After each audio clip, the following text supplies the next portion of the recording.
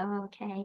Hi, everyone. It's Sherry again with Pearl at the Mailbox, and we're continuing our January series on amazing women that are on the front lines working to protect children from trafficking and working with survivors. And I want to introduce you to this amazing, amazing woman that has been on the front lines for a very long time. She's going to share with you what she's experienced and what she's doing now. So I would like to introduce Heidi.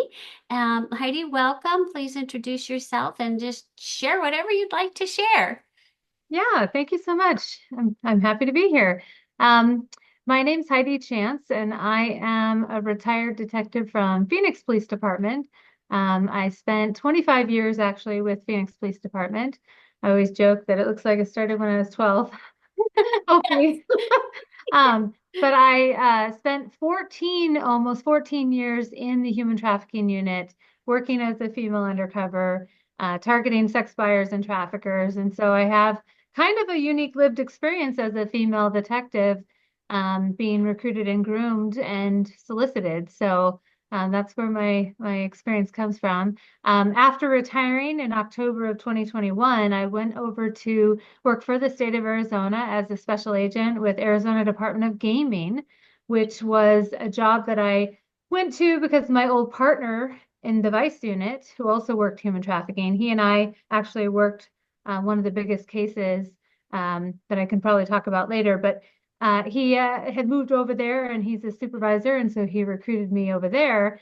And then recently, in about a year ago now, in November of 23, I got recruited away to the Arizona Attorney General's office to actually do human trafficking again and investigate human trafficking like I had been before with a newly created position that AG Mays had created to really put Arizona in the forefront, and they've specifically recruited me. So it's an honor to be pulled away, and my partner's mad at me, but it's okay. Of course.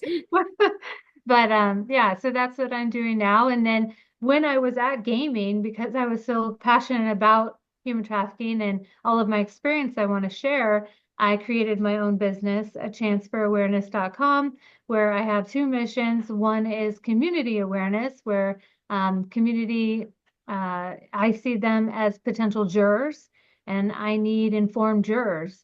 So making it be a mission to do community awareness is part of getting, these people held accountable and have jurors understand the dynamics of human trafficking.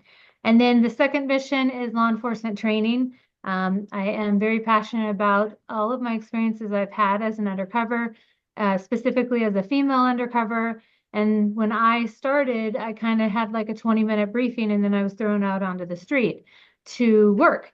Kind of interesting how that happened, but by the police department. But I really think that it's very needed to make sure that we have female officers that are trained in how to be undercover. This is, a dangerous time. We're dealing with not only traffickers probably carrying weapons, but I have had several buyers carrying weapons, and we don't know the intentions of these people. And all of their intentions are obviously bad because they're trying to purchase another human being for sex. So that is, the other mission is to continue doing law enforcement training specific to, investigating these types of investigations and then doing the undercover work. So, That's a lot. yeah. A lot. And I appreciate all that you do. I can't even imagine what it would be like to go undercover um, in something that you haven't lived through. So, I mean, can you talk about that at all? I mean, you as a survivor, I can tell you stories, but I mean, too, the fact that you may not know what you're going into, that's Yeah. unnerving. Yeah. So I started working with the unit back in 2005, 2006 in temporary assignments.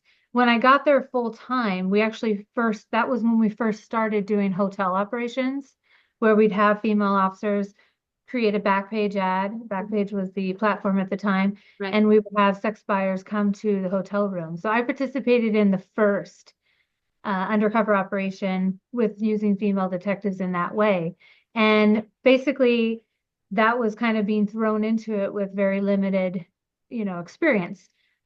Because I was doing that plus the streets, posing as a prostitute walking on the side of the road, I got a lot of experience engaging with sex buyers. When we moved to engaging with traffickers, because if you remember back then, you would be reckless eyeballing. You would be punished if you even looked at a trafficker. And I actually had two traffickers, one on foot, one on a bike, approach me when I was on the street. And because I was engaging in a conversation with the guy on the bike, the one standing, I saw him clench his fist and he looked like he was going to hit me because I was out of pocket engaging with another trafficker on the side of the road. And so um, I really know, and especially also through interviews with victims, thousands of victims I've interviewed over the last 16 years now, um, you really have to have a very solid backstory when you're engaging with a trafficker. So stepping into that role, I've had to learn on my own to prepare that backstory, where I will post things on my undercover social media months in advance of knowing that I'm going to engage in an operation months later, so that I can talk about whatever it is am, so to speak, bitching about, getting caught up or getting in trouble or having a buyer rob me or whatever my scenario is, so Right, that it's believable and I can right, back it right. up because they will take the time to go through your social media. I had one pimp go through all of the friends on my friends list, and he was picking apart every person that I was friends with. Why are you friends with this person? Why are you friends with this girl? This girl snitched on another pimp in Baltimore. And I'm talking to a guy in Florida. How he Oh, knows that? They're pretty right, connected as well. And right. basically, the account that he was concerned about was the undercover account for the girl on my other squad. And so I had to real quick come up with a reason and lie about how we didn't even know each other and she just friended me one day. And, I've become a very good liar. Oh, That's what, it's just got to be so mentally yeah. exhausting. Oh, it definitely is. Um, Yeah, I've been screamed at, threatened, all the things, over the phone. They don't know who they're talking to, but it right, does affect me because I don't normally have people talking to me like that. right, right. I Yeah. mean, it's a whole different world, right? But Mm. you touch my heart so much Oh, as a survivor because you put yourself out there to try and catch these people. And I always am one that I want to go after the buyers because I don't think our laws are solid enough. But thank you for what you chose to do in your profession and what you continue to do. And I like the fact that you want to educate potential jurors. I never even thought about that. And that's well, I mean, amazing.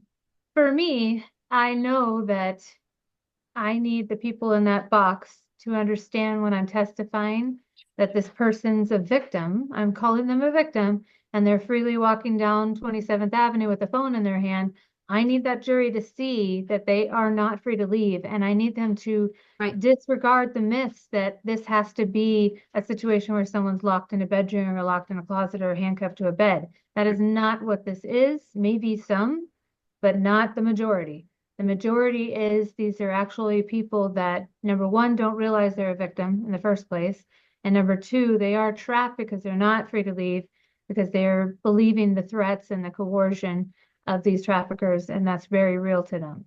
Absolutely. Every aspect of life is controlled. And when Yeah. it's all the way down to when you can eat or drink, you become extremely dependent on that person just to live. Your body wants to survive, even if you've mentally checked out, your body still wants to survive. And so you rely upon that stuff. Are you able to share any of the situations you ran into undercover? Yeah, yeah. One comes to mind. There's a trafficker that I was pursuing. Um, I had a victim that was on board, then off, then on, then off, and that's kind of unfortunately also the situation when we're trying to investigate these cases is they're very hard to prove. If I'm Yeah. not going to have the victim to testify, it's going to be very difficult for the prosecutor to even take this to the point of charging this trafficker. And I know how scary it is to testify. I mean, I have faced these guys too, in Hmm. those situations where I was catfishing them.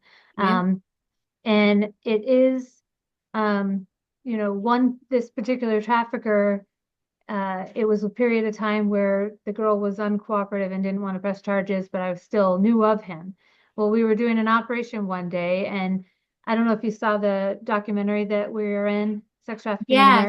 Yes. Yes. And, So, and I'm going to put a link into that yeah, because you all need to watch that. yes. So I was wearing a brown wig, and you see me in wigs in that documentary because I have to change up what I look like because I'm on the street pretty regularly. Right. And this trafficker, we were at 27th Avenue in Indian School, and we were doing an operation where we were, kind of engaging outside of the car, and then we would tell them to meet us up at the hotel room upstairs. So basically, he had pulled past me, and I recognized him immediately, and he flipped around and was coming back towards me. And so I ran up the stairs and got on the radio and told the units, hey, I think that was this such and such pimp. And they ended up he committed a traffic violation, and they pulled him over, and he had a gun in the car. So who knows, if he recognized me like I recognized him, but I wasn't going to stick around to find out. Yeah. So Like I can because, go. yeah, because I had arrested him before. I had sat across the table from him and interrogated him. And so he had seen my face for hours. And then several weeks later, here we are in this situation. So kind of a hairy situation for sure, because I didn't know what his intention was flipping around. If he was Yes. he was for sure coming back to contact me, whether he was going to try and recruit me or do something to me because he recognized me. I just don't know. But Wow. That's yeah, that's scary. That's yeah. scary. There's so much that I think about when I talk with you. Just I mean it just I'm in awe at the fact that you willingly put yourself in these positions to try and catch the buyers. And I thank you for that. I'm curious because a lot of survivors refuse to testify. Do you think there would be laws or ways to make that easier for a victim to testify against their trafficker? I think since the whole 2020 COVID experience, that the idea of having a victim, the issue with our system is that a suspect or a defendant has the right to face their accuser, Mm. and their accuser is going to be that victim. And they They still have that demand, mental pull. yeah, they demand for them to be present so that they can face them. And I think that whole face-to-face situation since COVID, and we've done things online and Mm-hmm. in another room and on recording, I think that the justice system's more open to that right now. And that if we could further pursue that idea to at least give victims that sense of this, you're in a whole other place, you're video conferencing in, Mm-hmm. they're not going to be able to get to you, um, because it's unnerving. Like, Right. I've testified and I've had an entire courtroom of an entourage of a trafficker on his side of the courtroom. And I have to walk past them, and we all go to the same parking garage. Right. Yeah, that's unnerving and Mm-hmm. just fearful for your safety. Mm-hmm. Oh my Oh, gosh. yeah. I've got Um, enemies. I'm like, are you safe? Yeah. Well, I mean, I have been I'm threatened. like, Heidi. I had one pimp do a public records request from prison. He had already taken a plea offer from prison. He's sitting in prison. I don't know if he's writing a book about me or what, but he did the public records request, and they notify us when someone from the public pulls our personnel file. So they try and redact out personal information, but I don't know what he was trying to learn about me. Oh wow. Hmm. So how do you feel about all of this? I mean, you put yourself out there to help people like me, but at the same time, you're putting yourself in a long-term risk situation. Yeah, I How do mean, you I do it? take steps to try and hide my address, to try and protect my information. I don't know if you've ever heard of Delete Me, but I'm an affiliate for them because they They have, all of these data brokers that purchase your information and sell it. Every month they get a new batch of your information. So even if you go through the steps of trying to remove yourself off of online sites, the next month they're going to get your information again. Or if you go purchase a car, or if you open up a rewards card at Best Buy or whatever. So Right. it's one of those where if you have a service that continually will pull your information off, that's better to help protect you. And I've definitely, I mean, my poor son, he knows, like, I've told him to pay attention to people following us, to pay attention to things that he feels are out of place, trust his gut. If I say duck, almost, I mean, Yeah. this kid is probably living in fear himself, but I want him to be prepared that I have no Yeah. idea. You know, I've definitely, uh, especially one particular trafficker, the entire time we were in trial, I don't think I slept because I couldn't sleep. I was envisioning every scenario where something could happen. Because obviously I'm putting him away for 108 years, so he's not getting out, but he's very well That's good. connected. That's good. Uh, And that's because of you. Yeah, and then the fact that you retired, but you still go on and you educate from your perspective, which is a unique perspective, which I like because a lot of times I'm very fortunate. I never got arrested or had because I had a high-end trafficker, so I was flown all over the United States. But um, just having that interaction with, and I don't even know why they use the word trafficking. It sounds too nice. They're pimps, they're slave owners, they're yeah, selling people. I mean, we need to get down to the nitty gritty of what it is. It's another human being selling another human being for money. That's really what it is. I don't know what it's going to take for people to wake up and really understand it. I don't yeah. get it. So, talk about your documentary because I found that fascinating. Yeah, so it came out in May of 2019. It's called Sex Trafficking in America. And, if you've seen Sound of Freedom, has people talking about human trafficking, but it's more a depiction of international human trafficking. That's not really what it looks like here in the United States. So our documentary, it really shows not only following a case of a juvenile who was kind of sold between three different traffickers. That's why it took 3 years to release because they wanted to follow that case to the end. Okay. But it also shows undercover operations, the proactive things that I've been describing here with our undercover female officers. And that's the thing that I recently spoke on a podcast about. I have also the unique perspective of watching the evolution of law enforcement and our response to this problem. When I first started investigating, there's three squads that did this. They were called the Vice Unit back then, but now they're called the Human Trafficking Unit. But basically, each squad was only allowed to have one female position because they wanted male undercovers because they were targeting prostitutes. That was what we Mm, did back in 2006, 2007. okay. Now we've evolved to actually see these people as victims and we're targeting the real bad guys, the buyers and the traffickers, and you can't do that with male undercovers. You need female undercovers. And Right. so that's where we kind of outweigh them now on those squads where you have more female officers than male officers because that is what our mission is now, Right. is going after the people contributing to this problem in the first place. So that's the, unique part of my experience as well. Yeah, and I think you've had a lot to do with the change of how law enforcement is now working within the trafficking world, just through awareness and training too. Yeah, I'm trying to right now get detectives the training to not only base your entire investigation on a victim, just in case they decide that they don't want to press charges. I've had so many pimps. I've got pimps that I've investigated, and because the victim, who was a juvenile, aged out, turned 18, and disappeared, the whole case just sat on the sidelines and nothing went with it. Um, and then here we go, we meet again years later, and they're pimping another kid.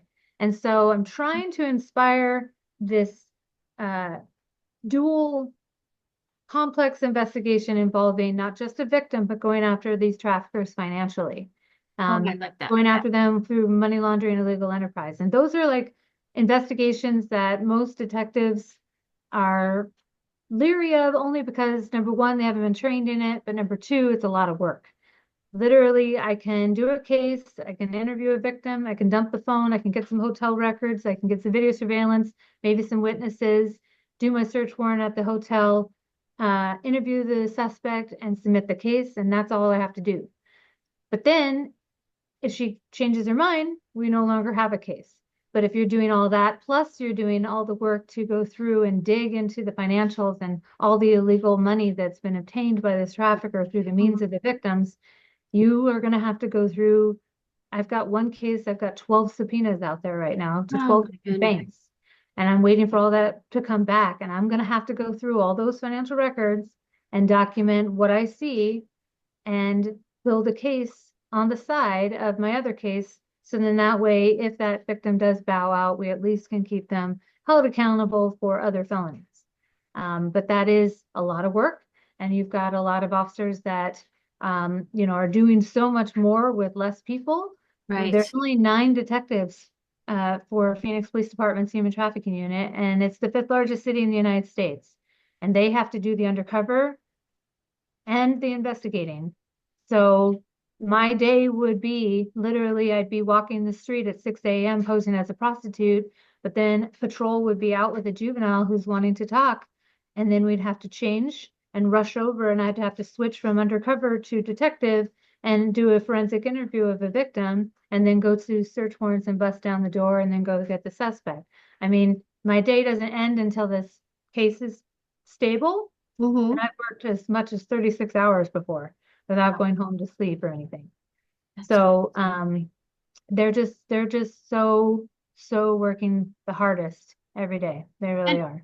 I've always heard that like when there's budget cuts within police departments, these units are hit first. Is that true? Yeah, so luckily, because Phoenix Police Department has such a close network with Arizona Anti-Trafficking Network and other community organizations, Mm-hmm. we have literally, if we've been on the chopping block where they were going to eliminate, they already eliminated the third squad. So there's only 2 squads, and they were going to eliminate one of the two and only have one squad at Mm. one point. And because we have the community support, those individuals went to the city council and to the chief and the mayor and the governor and really protected those positions. But even still, there's literally, I'm still part of the union and I get letters, and I'm just talking about Phoenix Police Department. Uh-huh. There's only 2,400 sworn officers with Phoenix Police Department right now. And there's about 940, no, I'm sorry, 911 in patrol right now, Okay. and the rest are detectives in other positions and also supervisors. So of that remaining amount, you've got chiefs, you've got commanders, you've got lieutenants, you've got sergeants, you've got the air unit, you've got homicide, you've got the detectives who do burglary and Oh, robbery and goodness. adult sex crimes and child sex crimes. And then you try and have the vice unit, and you've got the drug guys, stolen property guys. I mean, you've got all these, the K9 unit, you have all these other detectives of that remaining 900. And there's been talk about how, they're sending them back to patrol. They're doing a week, a month of you have to put a uniform on and go back and patrol. And that's really unsafe for us undercovers because here we are being seen in a Right. uniform. Right. So it is very stressful right now because we can't fill from the bottom. Mm-hmm. The top is leaving because we're all ready to go. We're of retirement age, and the bottom, we can't get people to want to be police officers. So it's very, very much a struggle right now. That's hard. I mean, it's probably got to be disheartening for you to see because of all the time that you've invested in building something so Yeah, amazing. And then, yeah, people, it's natural, people retire, but then not being able to see others come up and fill those spots. I can see how that would be disheartening. And I think it's also challenging because a lot of people out in the community, they're like, well, why can't you just arrest these people? Why can't you just arrest a buyer? Why can't you go find them? And it's not that easy. yeah. It's not like you have this flashing light. Oh, this guy lives right here. Come to this house. Yeah. You have to Well, have proof, right? it's called probable cause. And for example, I had a trafficker who had a little girl held up in an apartment, and she was able to ask him to go to the 7-Eleven next door to get some water. And he let her go one day because they had been there for months, and men would come to have sex with her in the apartment. And she went to the apartment and borrowed someone's phone and called her aunt, and her aunt called the police, and we came. And we were outside talking to her, and then we did the warrant of the house and took him into custody. And then I had everyone transported to headquarters so I could interview him and her. And at that time, when I was interviewing her and him, we didn't have hotel receipts. This was out of an apartment, so I didn't have anything to show that he purchased a hotel or anything. His story was exactly opposite of hers, of course. Uh, there was no DNA evidence because she refused to do a SANE exam, so I didn't have that. There was no phone because he had destroyed the phone before we had gotten into the apartment. He knew something was up, so there wasn't any evidence in a phone. So I had nothing except for her word against his. And that was the first and last time I've had a suspect walk out of police headquarters without being charged a crime. Oh But man, I that has can't do a case on her word only against his word. I have to have something else. that's That was extremely disappointing. yeah, that's got to be really hard. And then he just went right back out and continued doing what he was doing. So, Well, he's no longer with us. He's a gang member, so he got his, oh, um, but unfortunately that took like a year or two to happen. So who knows who else he exploited. absolutely. Like my first trackers, I ended up having four traffickers. I was sold a lot, and I don't Mhm. know really how common that is. I Oh haven't yeah. talked to a lot of traffickers. It's like I was not the new product, so I didn't make as much money. So they would get rid of me. So I'd be sold to another trafficker. But this was like I would be sold from state to state to state because it started in Colorado and I was rescued in Arizona.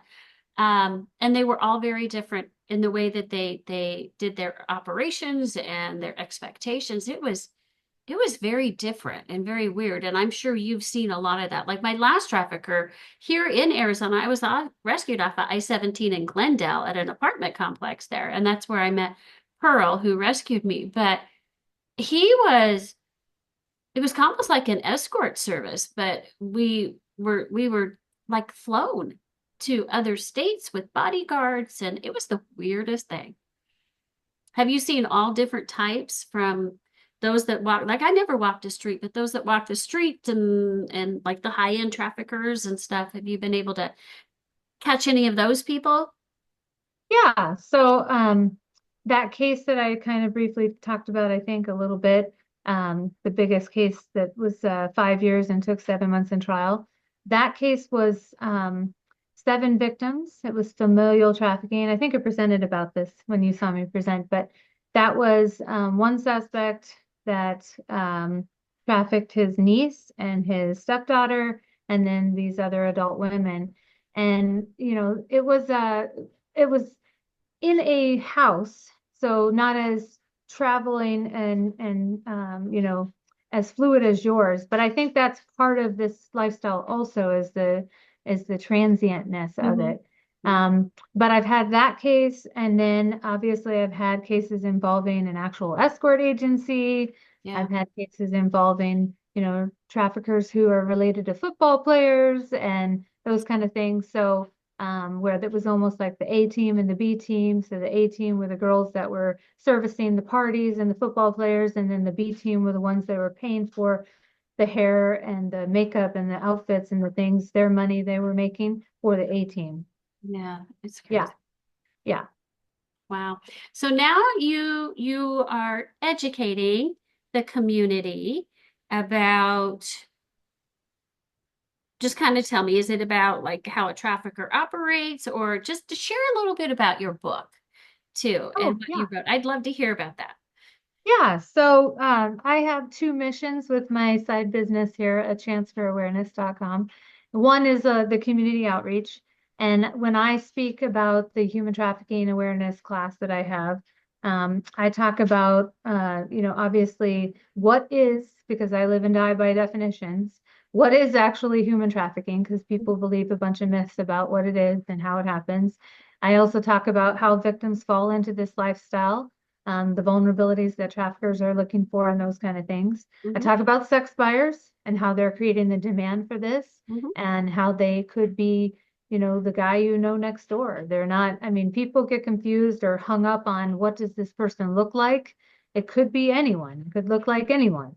And then I talk about traffickers and how I feel, especially based on my experience, and I don't know if you feel the same with some of your experiences, but it seems to be like a generational thing where a trafficker has someone else in their family that they kind of grew up with and learned this behavior from. Hmm. Kind of like the car dealership guy wants to leave the car dealership to his kids.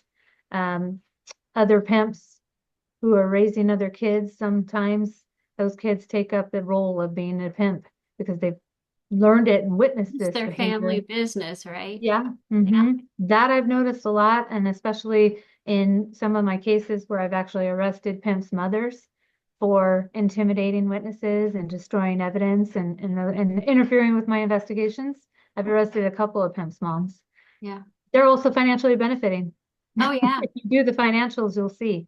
And there you have more suspects. But I think that making the community aware of how this is happening, and then I go into the indicators because I think that a lot of people genuinely want to, like, what do I look for? How Right. do I know? Right. What do I do with that information? So how to report, and then I talk about how to get involved in the fight yourself. Right. And a lot of people want to do that as well. So that's all actually in my, in-person trainings, and then I also have an online class that has that. And then when I do in-person trainings, I also do the case study comparison that I think you saw, where I played the video of the victim that was recruited online. Right. Back even in 2014, she was recruited on a platform called Moco Space, but it's the same happening the same today as it did back then. Right. And she literally was lured away from home, ran away from Tucson, came all the way up to Phoenix, and was trafficked even out of Arizona. And so when I'm doing these community awareness presentations, I have people in the audience ask me, well, how do I talk to my kids about this? Because I tell them the national average age of entry into sex trafficking was 15 when I first started. It's 13 today.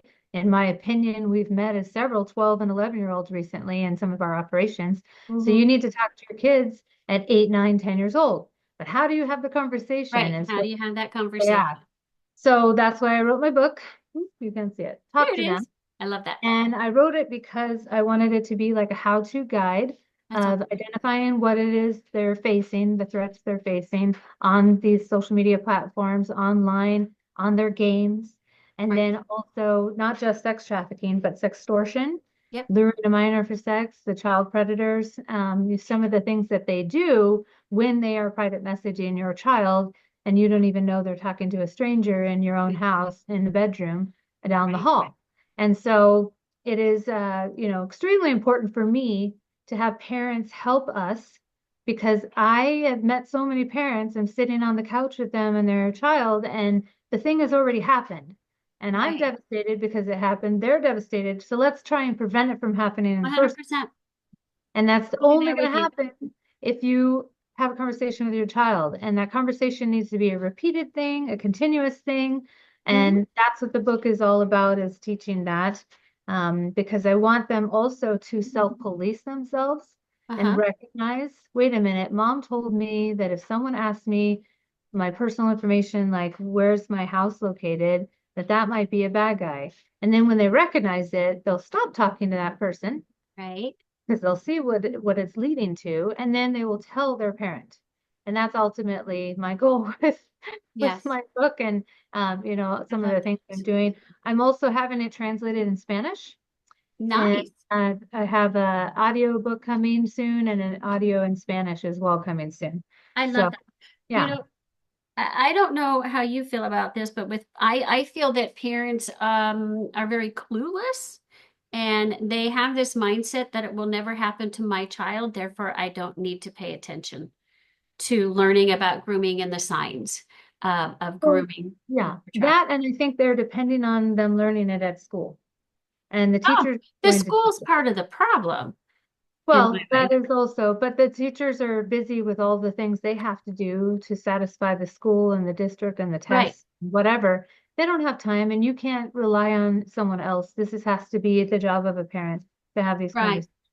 And it should be. I mean, the parent is responsible for the child's safety. And with the schools, with the tablets and Chromebooks that they use, traffickers have been able to break through those firewalls and have communications with kids right in the classroom. So can't always trust those devices to be secure.